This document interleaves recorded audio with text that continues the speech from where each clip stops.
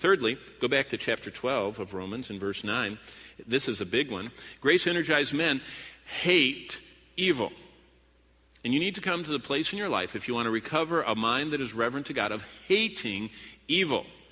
Don't give it a light treatment. Hate. Grace-energized men hate evil. As pilgrims in this world, and with the tsunami of sin crashing around us each day, Paul prescribed one constant attitude in verse 9. Hate evil. Abhor it. Turn away from it. Hate it.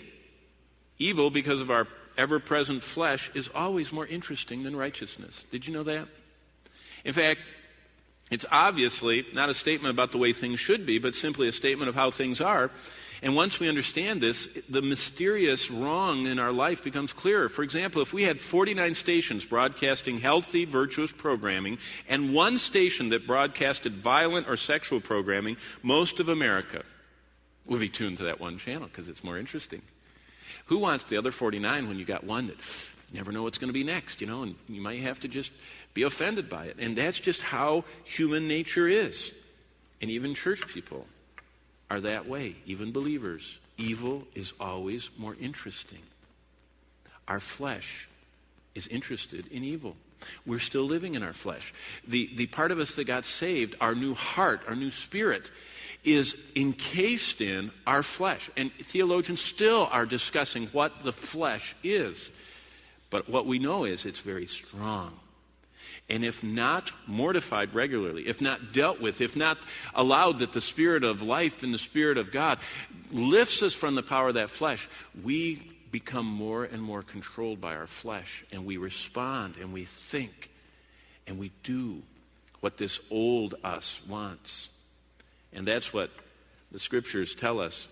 That the allure of evil explains why we watch so much of it, even when it's so clearly destructive. The sheer volume of evil in our nation is exposing us on a daily basis. And that's one of the most disturbing effects of the proliferation of media. The only remedy to this is Romans 12:9. Let love be without hypocrisy. In other words, if you say you love the Lord, don't be two-faced about it. Love Him equally, without hypocrisy, without your church face. And love for Christ demands abhorring what is evil. The word abhor literally means to hate so you go away from. It's two words. It's a preposition and the word hate. And it's hate away from. It's something that when you see it, you go away from. You see a person that doesn't like another person, if they see them coming, they go a different direction. They don't want to go around them. And it says that we should have that type of response to evil. When we see it coming, when we feel it coming, when we hear it coming, when we know it's coming, when we know that it's going to be facing us, we abhor it. Not just inside, but it causes us to turn away from it. Abhor what is evil was the 2,000-year-old advice of the Apostle Paul. And then he doesn't stop there. He gives a positive. Cling to what is good. Go toward. It's a beautiful, in the Greek language, abhor is away from hatred, and the word cling is toward love. That you will love it so much you're stuck to it. It's like being glued to something. It's like when couples first fall in love, they're kind of glued together, and then it kind of wears out, and after they get married, not supposed to, but it does. It doesn't have to, but often does. But we're supposed to be drawn toward what is good and cling to it and be stuck to it. And that's the heart of the message that Paul teaches us. In fact, keep going to Ephesians 4. In this abhorrence of evil, look at verse 22 of Ephesians chapter 4. Because Paul says that Christ's love, our love for Him, must fill our lives, displacing any room in our life for evil. And that's what Paul says in Ephesians 4:22. He says, put off concerning your former conduct the old man which goes corrupt according to deceitful lust. Our flesh is corrupting, it's rotting, it's awful, Ephesians 4:22. Be renewed in the spirit of your mind. This reverent mind needs constant renewal. Constantly saying that I'm going to abhor, I'm going to abstain from, I'm going to starve, feeding this old me. And then, verse 24, put on the new man.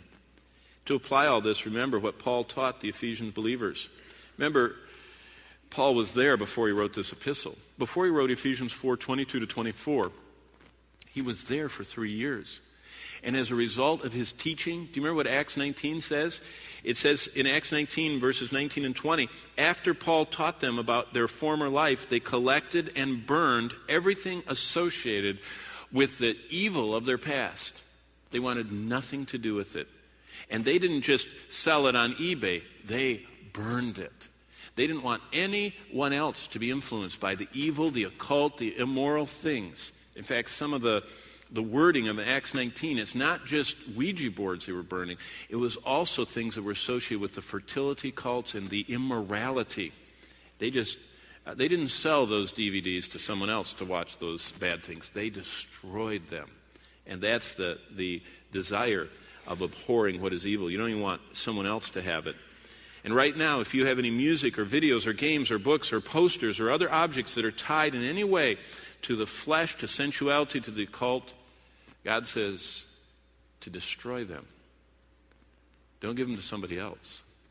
Destroy them and have nothing to do with them.